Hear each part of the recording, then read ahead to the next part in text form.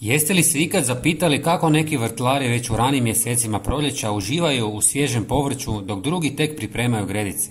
Tajna nije u staklenicima ili posebnim sjemenkama, nego u tome što oni ne prestaju saditi ni kad kalendar pokaže studeni. Upravo u tom periodu počinje čarolija zimskog sijanja, koja omogućava raniju berbu i nekoliko tjedana prednosti nad ostalima. Rotkvica je savršen izbor za jesenju sjetvu. Ako se posije prije zime, niknuće čim snijeg se otopi, a bit će sočnija i blaža nego proljetna. Jesenska sjetva sprječava prerano cvjetanje, a dovoljno je posijati sjeme u plitke redove i prekriti ga tankim slojem zemlje. Cikla također daje odlične rezultate. Iako se rijetko sije u studenom, ova sjetva omogućava ranu i aromatičnu proljetnu berbu.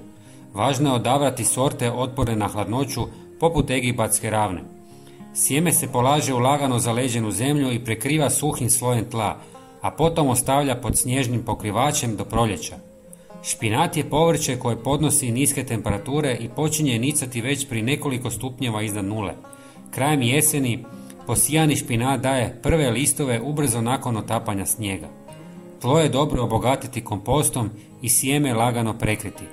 Mrkva je još jedan pouzdan izbor.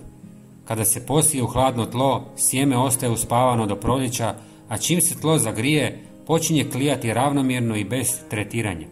Korijen je slatkast i čvrst, a dovoljno je posijati suho sjeme u plitke brazde i prekriti ga zemljom ili suhim pijeskom. Luk zasađen u jesen donosi raniju i zdraviju berbu. Najmanje lučice oko centimetar u promjeru najbolje podnose zimu jer ne troše energiju na cvatnju. Sadnja se vrši u rahlu dobro dreniranu zemlju, a površina se prekriva malčem koji štiti lukovice od mraza. Pastrnjak je povrće koje se često zaboravlja, a izvrsno podnosi zimu u zemlji. Sije se plitko poput mrkve, a u proljeće razvija snažne biljke s aromatičnim slatkastim korijenom koji se može vaditi već sredinom ljeta i dugo čuvati tijekom zime. Ozimi češnjak je jedna od ključnih kultura za jesenu sadnju. Tvrde sorte bez problema preživljavaju hladnoću i daju veće aromatičnije glavice. Najbolje ga je posaditi nekoliko tjedana prije jačeg mraza, a umjereno hladno tlo i zaštititi slojem suhog lišća ili slame. U proljeće izniknuće snagne biljke koje daju obilnu ljetnu berbu. Za proljetnu aromu u vrtu tu su kopar i peršin. Njihovo sjeme teško klija na toplom, ali hladnoća prirodno razgrađuje tvari koje blokiraju klijanje. Posijani u plitke brazde i prekriveni suhim tresetom, brzo i gusto niknu te stvaraju snažne i mirisne biljke. Salata se iznenađujuće dobro ponaša kada se posije u hladno tlo. Sorte poput rimske ili moskovske podnose niske temperature, a sjeme se polaže vrlo plitko i prekriva tankim slojem treseta. U proljeće se pojavljuju mladi hrskavi listovi znatno ranije nego kod proljetne sadnje.